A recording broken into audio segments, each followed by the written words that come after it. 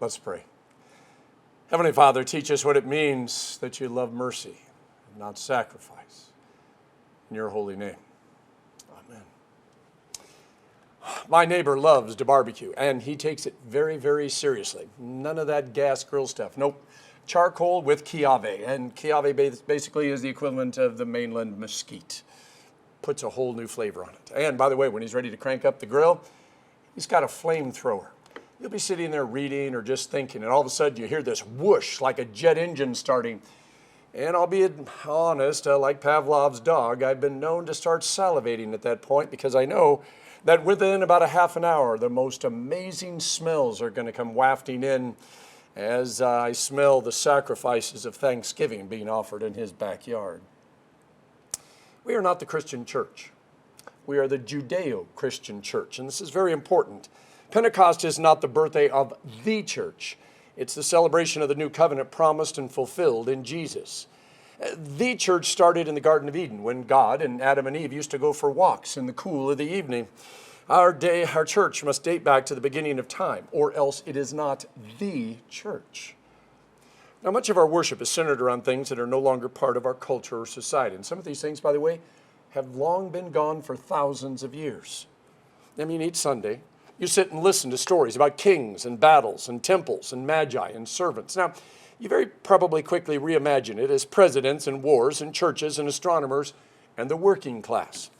Now, but what do you think of when the lessons are about the sacrifices? Whether it's Abraham being told by God to sacrifice his only child, or the endless lineup of sinners ready to sacrifice goats and bulls and doves at the temple.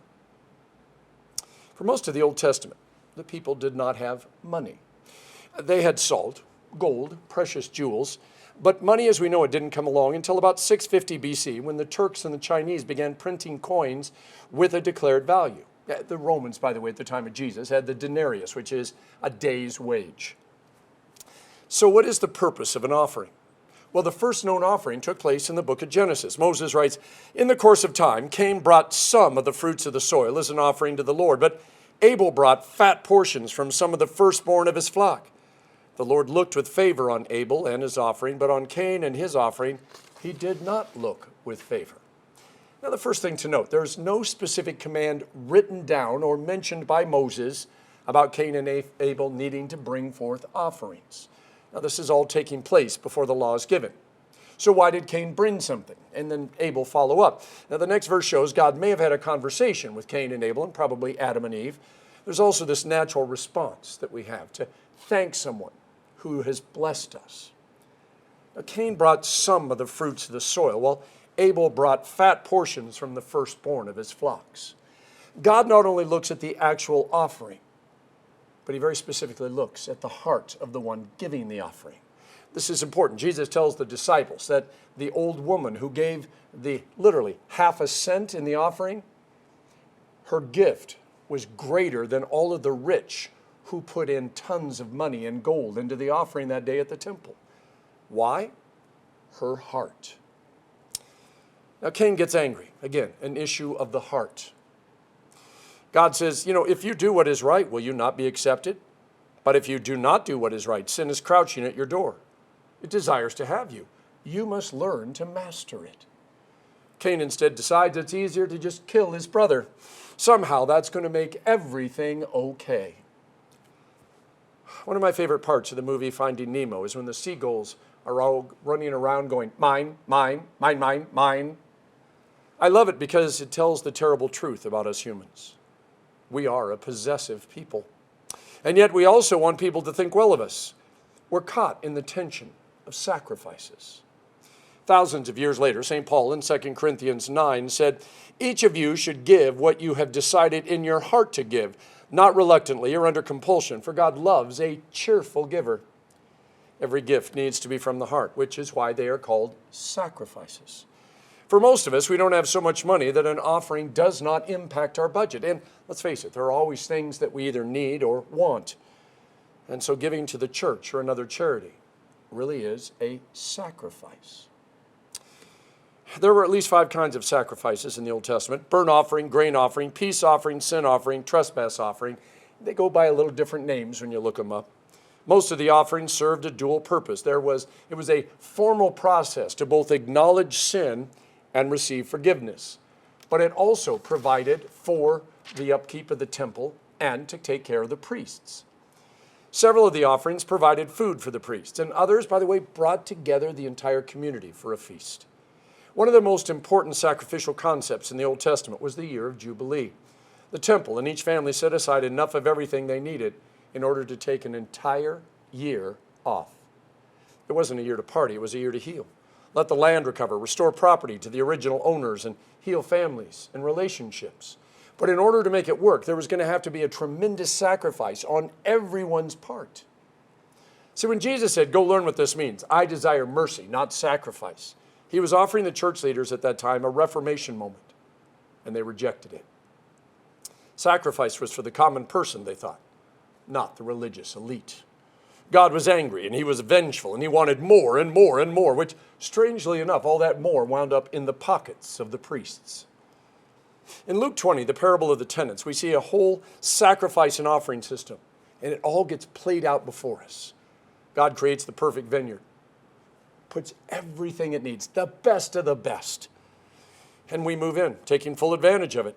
Before long, we decide that we don't want to pay the rent that we agreed to. We're the ones working.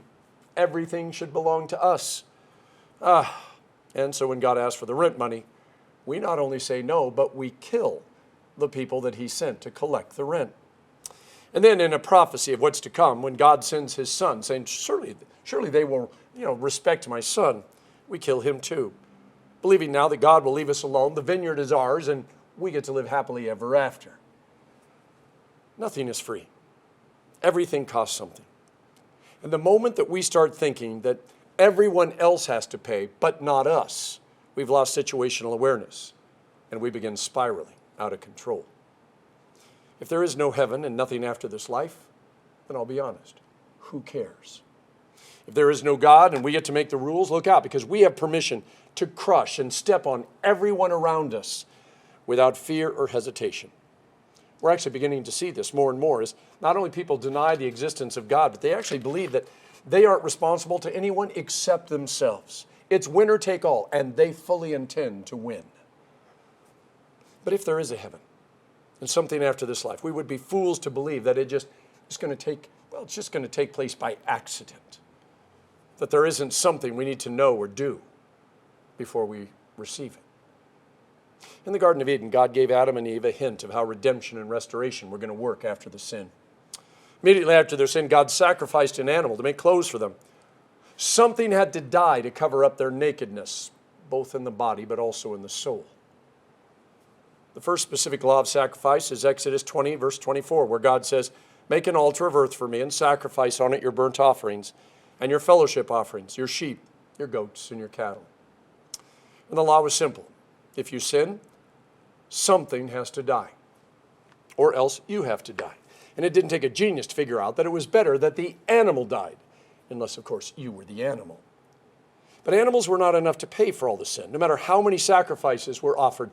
Instead of removing the awareness and burden of sin, the repeated animal sacrifices only heightened the guilt and the fear which the church learned to take advantage of. This is where understanding theology becomes critical. You see, all those sacrifices were just a credit card. God opened up a personal account for every single person with unlimited credit, allowing the people to charge every single sin, and they just kept charging away. It was so easy. Oops, another goat. Oops, a dove. Oops, ooh, big oops. This is a bull. Poor animals, but it just couldn't be helped. Those who were faithful and knew their theology, knew the blood in animals were just an object lesson. They held tightly to the promise of the Savior, the Redeemer, whose ultimate and final sacrifice would wipe the balance clean and let them live without fear or guilt. Throughout all the centuries, the prophets would thunder at kings and people to remember who they were, to trust in God, to forgive and restore them, to offer the sacrifices willingly and honestly. But the kings and people laughed and sinned and sacrificed animal after animal and kept laughing because it all became just a big game to those who could afford it.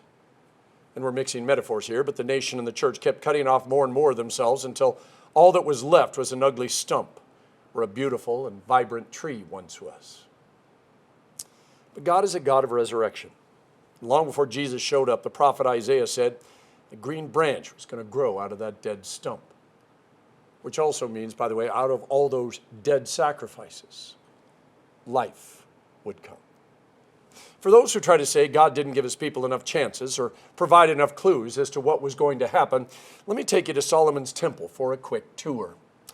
God is a God of stories, of metaphors, of visual aids. God doesn't just use words. He uses nature and art and music and architecture in order to tell his story and our story. Before the people of God were allowed into the temple, they passed through the outer court, where they made a blood sacrifice to forgive both the known and the unknown sin.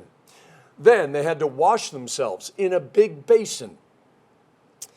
The next steps were through a thick veil that kept all light out of the holy place. And yet, when you passed through, there was a golden lampstand that bathed the room in a holy glow. At the center of the room was the altar, which had the shewbread on it. And incense was burning with the smoke rising toward the heavens. I want you to look around the next time you're at church. Do you see it? You pass through the narthex, leaving the world behind. It's not a veil, it's glass doors where there is a box, by the way, to put your offering in. The baptismal font, the sign of your rebirth and resurrection, is off to your right. And straight ahead is the altar where the bread and the wine of Holy Communion sit, and the candles burn with their smoke rising into the heavens. Our prayers. It might take a little imagination, but God's promise is here for you to experience and to see for yourself. See, God promised Elijah that there would always be a remnant and priest to care for them, but God never said that it would be in Jerusalem or at the temple. But it was really all about just one priest who was also a prophet and a king. Isaiah said that he would grow up without anybody really noticing him. And when he grew up, instead of wearing fancy robes and sitting in golden chairs and demanding sacrifices from the common people so that he could become rich and fat, instead he would be pierced for our transgressions, crushed for our iniquities. And the punishment that brought us peace was upon him. And it is by his wounds that we are healed. Isaiah, the 53rd chapter. King David, after his great sin, that, by the way, would have brought him and the entire nation down if it had not been for God's grace, he wrote these words in Psalm 51. You do not delight in sacrifice, or I would bring it. You don't take pleasure in burnt offerings. The sacrifices of God are a broken spirit, a broken and contrite heart, O God. You will not despise. God didn't want all the sacrifices, but they were necessary for us to see the cost of our sin. A metaphor, a story, but a powerful one. 1,000 years later, St. Paul connected the dots when he wrote these words in Hebrews chapter 10. Therefore, when Christ came into the world, he said, sacrifice and offering you did not desire, but a body you prepared for me. With burnt offerings and sin offerings you were not pleased. And that's when I said, here am I. It's written about me in the scroll. I have come to do your will, O Lord. Only one sacrifice was ever necessary. And as we look into the eyes of our Jesus on the cross, we see the love of God. And we know that we're forgiven and that we're free. Now we give from the heart sacrifices of thanksgiving, whether it's our time, our talent, or our treasure. God put us here to make a difference in this world. And the barbecue? The barbecue is just a place to gather friends and family around, to celebrate the goodness and the grace of God. In the name of the Father, and of the Son, and of the Holy Spirit. Amen.